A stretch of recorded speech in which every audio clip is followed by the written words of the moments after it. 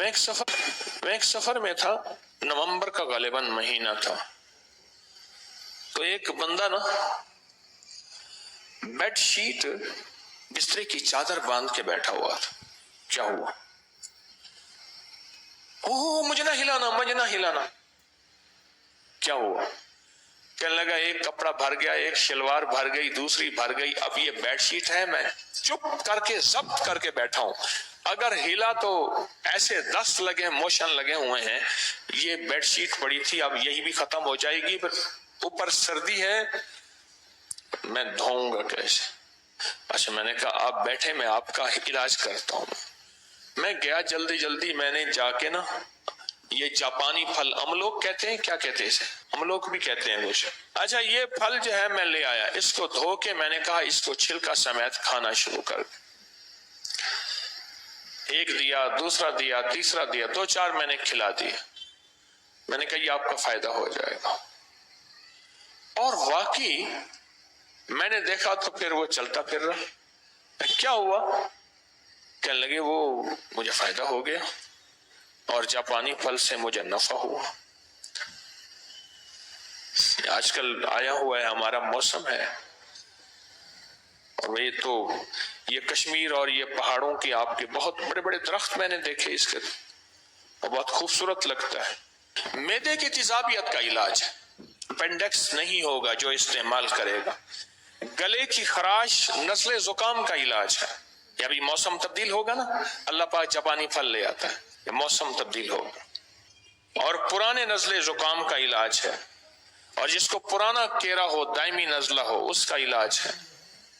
جسمانی کمزوری کا علاج ہے، جو بندے کہتے ہیں کہ ہماری جسمانی کمزوری ہے، چھوٹی سی چیز کا فائدہ بتا رہا ہوں، جو کہتے ہیں کہ ہر چیز کھاتے ہیں کوئی چیز لگتی نہیں ہے، اس کا زبردست علاج ہے۔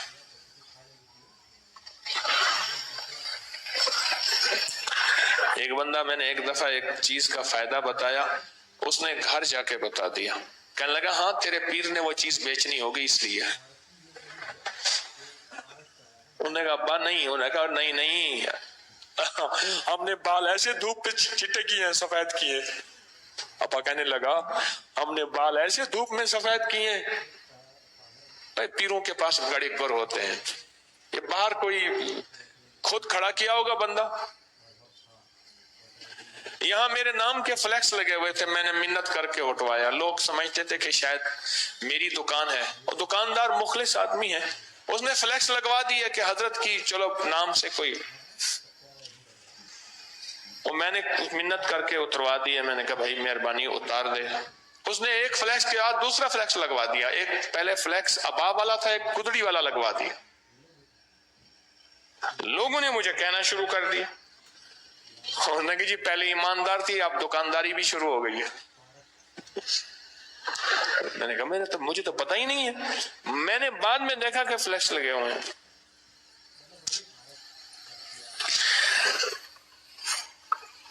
کمزوری کا بہترین علاج ہے، لاجواب علاج ہے، ایک جاپانی پھل، 7 باداموں کی گریاں، 7 کشمش، 1 چمچ شہد، اور 1 کپ دودھ، شیک بنا کے پئیں، دیکھیں کمال دیکھیں۔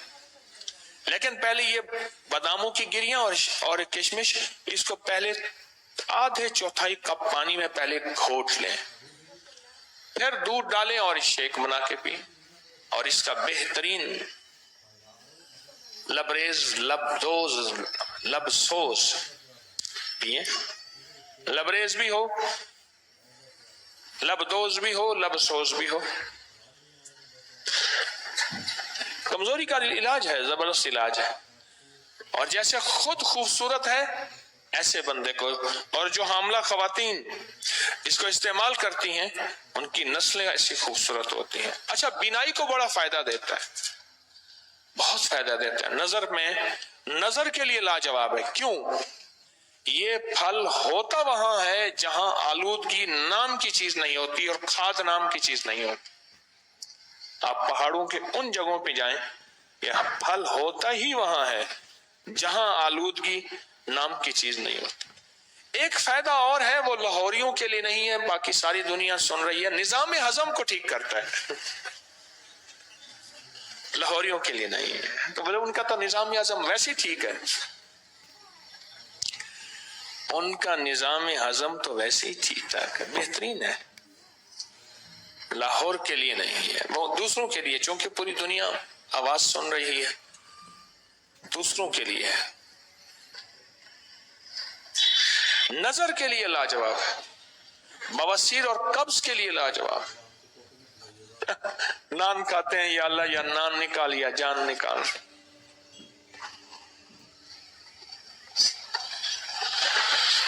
میں سمرقند میں جا رہا تھا، انہوں نے کہا جی کہ ایک بندہ ہے یہ نان بناتا ہے. اچھا، میں کہا بتائیں.